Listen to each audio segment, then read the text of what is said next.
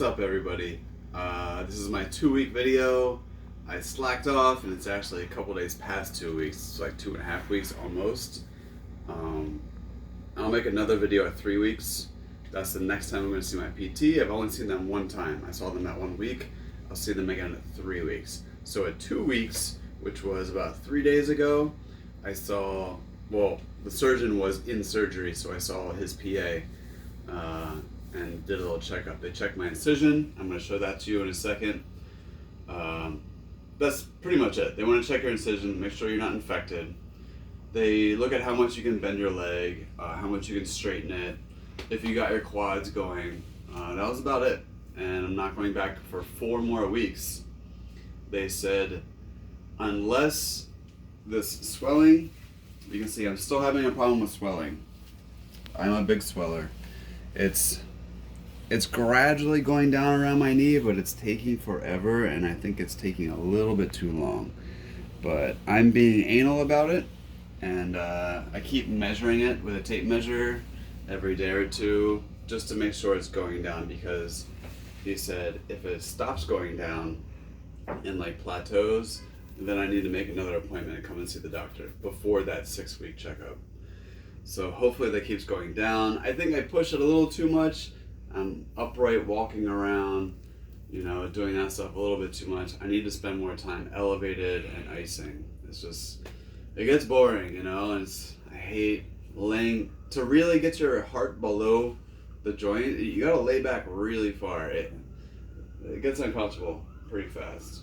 So the biggest thing that happened at my 2-week visit, I was so sick of this brace. It was locked out at 0. They wouldn't let me unlock it until I came in for my visit. At the 2-week checkup, they unlocked it completely so I could bend it. Much easier to walk around. Still a little bit of a peg leg, right? Even though it's unlocked, but much easier to walk around, much easier to take stairs. I wore this for about 2 or 3 days. Then I took it off and I started replacing it with this. This is the mid-level McDavid brace off of Amazon. They have one that's a little bit more sturdy. It actually has a hinge, and a steel hinged brace like that one does. This one just has little strips in here, and that's really all I need right now. This is pretty tight because I'm still swollen. Normally this would fit perfectly, but I slide it on. This gives me the stability I need to go walk the dog, go outside. I don't feel unsafe or anything like that. So this makes me pretty happy because I don't have to wear that big thing on the outside of my pants anymore. I just gotta slide this thing down if I know I'm gonna be walking around outside for a while and I wanna feel safer. But I mean, around the house, I don't wear anything. I just walk around. Stairs have gotten a little bit easier because now I can bend. I'm getting kind of close to 90.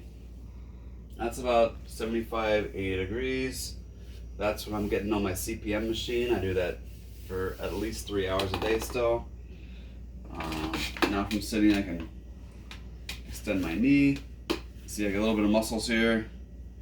I haven't quite gotten the VMO and the lateralis to really pick up some slack. It's mostly just this middle one, this rectus, but it's a lot more functional than it was before. When I get up, I kind of feel like I'm using this leg a little bit now too. At the very end of the video, we'll go outside in the hall and I'll show you how I'm walking right now. I'm trying to walk as normally as possible despite the swelling and all that stuff, just to keep my body remembering how I'm supposed to walk so I don't lose that. I don't want to get in the habit of peg legging all the time. I have a tip for you. Well, 2 tips really. I told you before to get the game ready, and it's been working great. Mine actually stopped working. There's a problem that it doesn't really tell you in the owner's manual, and it was kind of my fault. I filled it up with ice in the morning. I used it real quick for like 5 minutes. Then I left the house, and I didn't come back for probably like 8 hours or so, maybe even longer. And it kind of iced up the temperature sensor and made it go bad. So I needed a new game ready machine, which I was renting. Really good customer service. They made sure they got it out to me within a couple hours on the same day. I still have both machines here at the house. They're like, we'll figure out how to pick up the other one, at a later time. We just want to make sure you get a new one right now. And I got a new one that works way better. So don't fill it up with a whole bunch of ice. and then just not use it, because it'll actually get too cold in there and it might damage the temperature sensor, which you need for it to turn on. When you're making your ice, the compartment in this thing is really small and weird shaped. So what I started doing was I got away from the frozen water bottles that you use with most ice machines. I got away from that and I started using Tupperwares to make different size, like square disc style ice. These can be hard to get out, so I just run them under like a mildly warm or cool water, and then they'll crack and they'll pop and they'll fall out. They actually come out really easy out of these disposable takeout containers. But I like the square shapes because they're a little easier to fit in. And then I top it off with some regular cubed ice at the very end. Works really good. This is my ice setup now. It's been working very nice, very smooth. You'll develop a system. The ice is definitely. I'm renting this as long as I financially can handle it.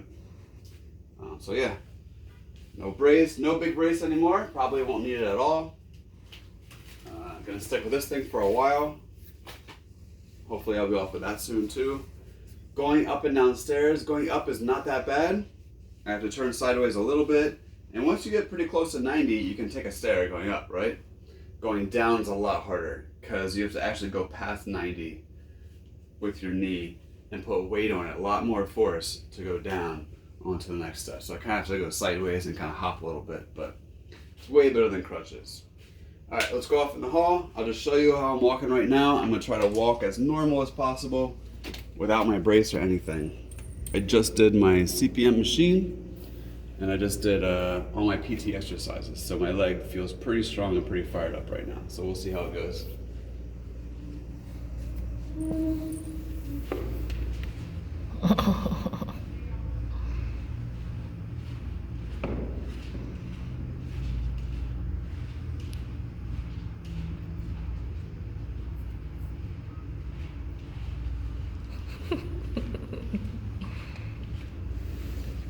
You can see I'm kind of dragging my leg a little bit. I can't fully relax it and extend it sometimes.